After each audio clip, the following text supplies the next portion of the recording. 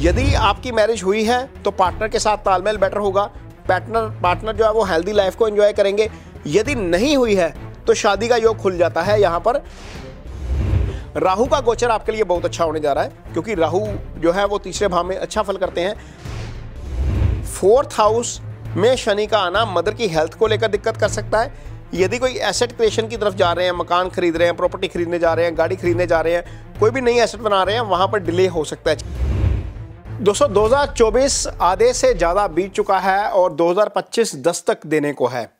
ऐसे में सबके मन में यह जिज्ञासा है कि उनका 2025 कैसा रहेगा, उनकी रिलेशनशिप कैसी रहेगी, उनकी आय कैसी रहेगी, उनका बिजनेस कैसा रहेगा, उनका स्वास्थ्य कैसा रहेगा और समाज में उनकी प्रतिष्ठा कैसी रहेगी, संतान पक्ष कैसा रहेगा, संतान होगी या नहीं होगी, जो सिंगल्स हैं उनके लिए शादी होगी या नहीं होगी, कोई रिश्ता आएगा या नहीं आएगा। ये तमाम सवालों के जवाब जो है वो एस्ट्रोलॉजी से मिलते हैं।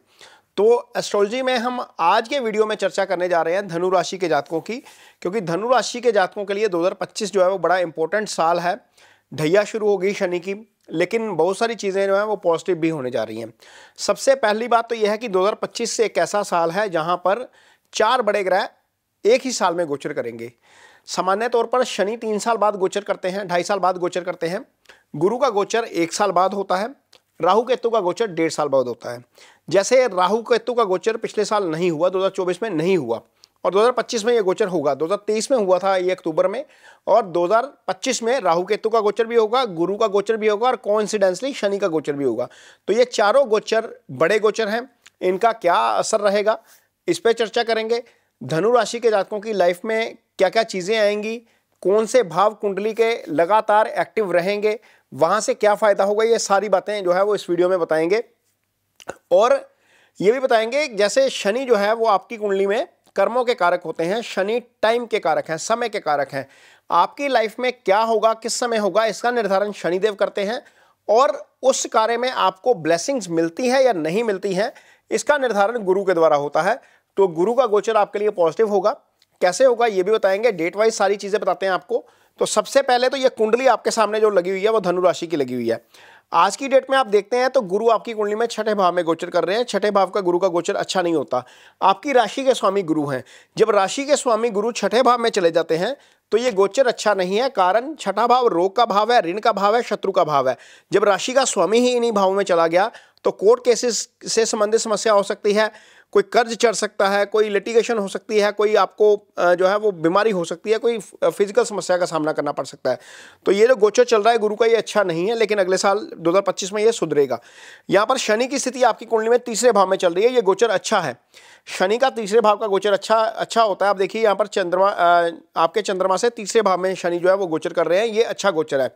यहाँ पर जो राहु केतु का गोचर हो रहा है आपकी कुंडली में चौथे भाव में हो रहा है राहु का गोचर, और 10वें में हो रहा है केतु का गोचर। चौथे का राहु का गोचर अच्छा नहीं होता, केतु का 10वें का गोचर अच्छा होता है।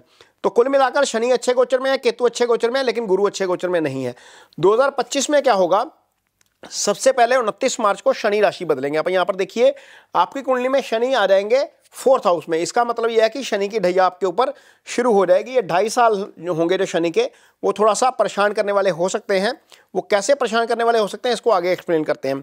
इसके बाद जो होगा अगला गोचर होगा वो 15 मई को होगा। आप देखिए आपकी कुंडली में जो गुरु 6ठे भाव में गोचर कर रहे थे वो सप्तम भाव में आ जाएंगे, और सप्तम का गोचर गुरु का अच्छा होता है, ये गोचर खराब नहीं होता।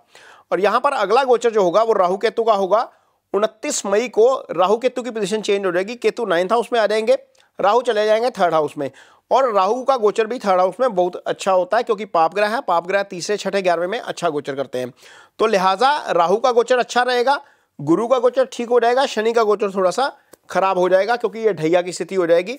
यहाँ पर शनि क्या परिणाम कर सकते हैं इस पर चर्चा करेंगे। लेकिन साथ में ये बताइए, देखिए ये अब ये जो कुंडली लगी हुई है वो कुंडली आपके सामने लगी हुई है। इसमें आप देख सकते हैं कि आपकी कुंडली में कौन कौन से भाव एक्टिव हैं। तो सबसे पहले तो गुरु सप्तम भाव में बैठे हैं, दृष्टि दे रहे हैं आपके राशि को। राशि के ऊपर केतु की दृष्टि भी जा रही है। आप देखिए यहाँ पर केतु की दृष्टि भी जो है वो राशि के ऊपर जा रही है। इसका मतलब है कि आपकी राशि एक्टिव हो जाएगी। राशि के एक्टिव होने का मतलब है कि ये पॉजिटिव वे में एक्टिव है और आपको इसका बहुत लाभ होगा। लेकिन ये सारी चीज़ें होंगी 29 मई के बाद, जब केतु लगन के राशि को दृष्टि डालेंगे, गुरु की दृष्टि भी राशि के ऊपर चली जाएगी। अब दूसरी दृष्टि देखिए यहाँ पर जो गुरु की है वो 11th हाउस पे जा रही है। 11th हाउस आपकी इच्छाओं का भाव होता है, इच्छाएं पूरी 11th हाउस से होती हैं।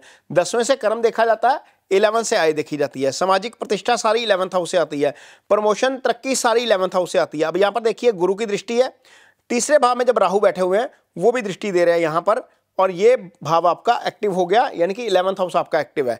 और आपका भाव हो रहा है तीसरा एक्टिव। तीसरा इसलिए एक्टिव हो रहा है क्योंकि वहां पर राहु खुद विराजमान है और गुरु की वहां पर दृष्टि जा रही है। आप ये देखिए, ये ट्रायंगल एक्टिवेट हो गया। ये जो ट्रायंगल एक्टिवेट हुआ ना 7, 11 और 3 का, इसको बोलते हैं भोग का ट्रायंगल। यानी कि 2025 ऐसा साल है जब आप फैसिलिटीज का भोग करेंगे। हालांकि शनि का भी रोल आगे बताते हैं कि क्या रोल होगा शनि का, लेकिन यहां पर आपको थोड़ा सा भोग वाली स्थिति जो है वो ज़्यादा रहेगी। आपको एंजॉय मिलेगा लाइफ में, आप यात्राएं करेंगे, आप बहुत सारी चीज़ें पार्टीज करेंगे, फन करेंगे, ये सारी चीज़ें आपकी लाइफ में होंगी। और क्योंकि सप्तम भी एक्टिव है, सप्तम एक्टिव इसलिए है क्योंकि गुरु वहाँ पर आ गए हैं और राहु की दृष्टि सप्तम के ऊपर पड़ रही है, इसलिए वो भी एक्टिव है। तो जिनकी शादी नहीं हुई है उनके लिए शादी का भी योग बनता है। तो सबसे पहले जो एक्टिव भाव है उनकी बात करते हैं। 11th हाउस आपकी तरक्की के रास्ते खोलेगा, आपकी आय में वृद्धि करेगा, आपको डेफिनेटली सामाजिक प्रतिष्ठा दिलवाएगा। यदि आपकी प्रमोशन पेंडिंग है तो वो प्रमोशन यहाँ पर गुरु की कृपा से होगी आपकी। अब यहाँ पर जब 7th एक्टिव है तो 7th क्या होता है, आपके पार्टनर का भाव होता है।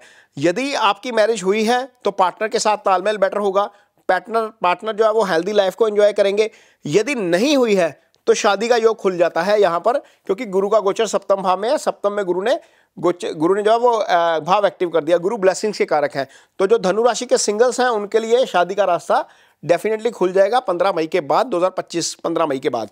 तो यहाँ पर गुरु और राहु का जो स्थिति बनी है, एक पॉजिटिव और एक नेगेटिव प्लैनेट की, वो जो है वो पॉजिटिव काम करने का काम करेगा। डेफिनेटली यहाँ पर जिनकी शादी नहीं हुई है उनकी शादी हो सकती है। जो लोग बिजनेस पार्टनरशिप में बिजनेस करना चाहते हैं उनके लिए समय अच्छा हो जाएगा, क्योंकि ये जो सप्तम भाव होता है ये आपके लाइफ पार्टनर का भाव नहीं होता, यहाँ से बिजनेस पार्टनर का भी विचार किया जाता है। तो यहाँ पर ये स्थिति आपके लिए थोड़ी सी बेटर हो जाएगी। बिजनेस में पार्टनरशिप में यदि आप बिजनेस करना चाहते हैं तो वो पार्टनरशिप का बिजनेस आप 15 मई के बाद कर सकते हैं। ये भाव आपका एक्टिव रहेगा, यहां पर स्थिति आपके लिए थोड़ी सी बेटर हो जाएगी। राहु का गोचर आपके लिए बहुत अच्छा होने जा रहा है, क्योंकि राहु जो है वो तीसरे भाव में अच्छा फल करते हैं। जिस भाव में बैठते हैं उस भाव से संबंधित फल करते हैं। जिस राशि में बैठते हैं उस राशि का जो लॉर्ड है, यानी कि जो उस राशि का जो स्वामी है, उस राशि के स्वामी दोनों राशियों के वो फल करते हैं। यानी कि जो धनु राशि है उसके लिए शनि बनते हैं दूसरे और तीसरे भाव के स्वामी। दूसरे भाव में शनि की मकर राशि है, तीसरे भाव में शनि की कुंभ राशि है। तो चूंकि यहां पर राहु बैठे हुए हैं शनि की राशि में, तो शनि के फल करेंगे।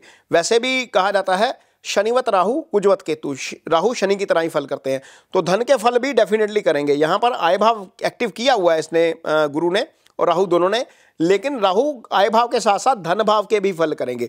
राहु पराक्रम भाव के भी फल करेंगे। राहु आपके भाई के साथ आपका तालमेल बेटर बनाने का भी काम करेंगे। तो डेफिनेटली यहाँ पर धनु राशि के जातकों को बहुत सारी चीज़ें जो है राहु और गुरु के उससे ब्लेसिंग से आपको बहुत सारी अच्छी चीज़ें देखने को मिलेंगी। लेकिन कुछ चीज़ें यहाँ पर थोड़ी सी परेशान करने वाली भी हैं, उनके ऊपर भी थोड़ा सा ध्यान रखना पड़ेगा। शनि जब आएंगे चौथे भाव में, तो चौथा भाव आपकी मदर का भाव होता है। चौथा भाव मन सुख स्थान होता है। चौथे भाव से मन का विचार किया जाता है। तो यहाँ पर जब शनि का जब गोचर होता है तो शनि की दशम दृष्टि आपके चंद्रमा के ऊपर आ जाती है। तो ऐसी स्थिति में क्या होता है, आपका मन थोड़ा सा आलसी हो जाता है, आपकी रूटीन थोड़ी सी डिस्टर्ब हो जाती है। तो वहाँ पर ध्यान क्या रखना है, अपने आप के ऊपर आलस को हावी नहीं होने देना। तो आलस से नहीं करेंगे तो चीज़ें ठीक रहेंगी। हालांकि शनि अपना प्रभाव दिखाएंगे, डिपेंड करता है आपकी कुंडली में क्या स्थिति है शनि की। लेकिन 4th हाउस में शनि का आना मदर की हेल्थ को लेकर दिक्कत कर सकता है।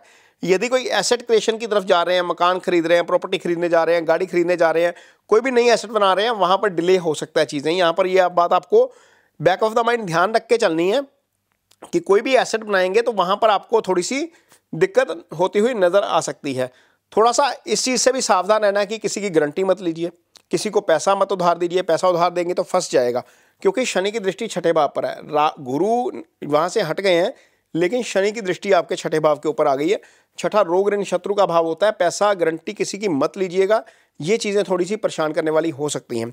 शनि की दृष्टि दशम के ऊपर जाएगी। दशम आपके कर्म का भाव होता है। तो कारोबार में और नौकरी में थोड़ा सा चीज़ें जो है वो डिले हो सकती हैं। आपकी असाइनमेंट डिले हो सकती हैं यदि आप नौकरी करते हैं।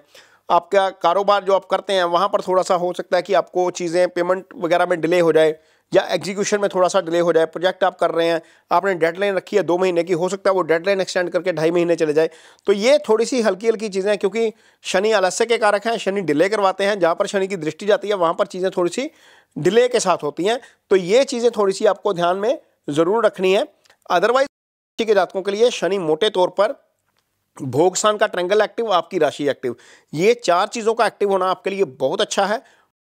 ठीक है, अधिकतर जातक जो इस समय प्रोफेशनल लाइफ में है उनके ऊपर गुरु की महादशा या तो शुरू हुई है या आगे चल रही है। तो गुरु की महादशा यानी कि आपके राशि की ही महादशा है, तो राशि की महादशा जो है वो अच्छी जाए, इसके लिए आप गुरु के डेफिनेटली कुछ ना कुछ उपाय जरूर करिए। यदि आपका गुरु राहु केतु एक्सिस में है, कुंडली में 6ठे भाव में है, लगन कुंडली में, अष्टम में है, 12वें में है, तब आपको डेफिनेटली जो है अस्त स्थिति में है या वक्री है, तो आपको गुरु की रेमेडीज जरूर करनी चाहिए। तो गुरु की सबसे अच्छी रेमेडी क्या है?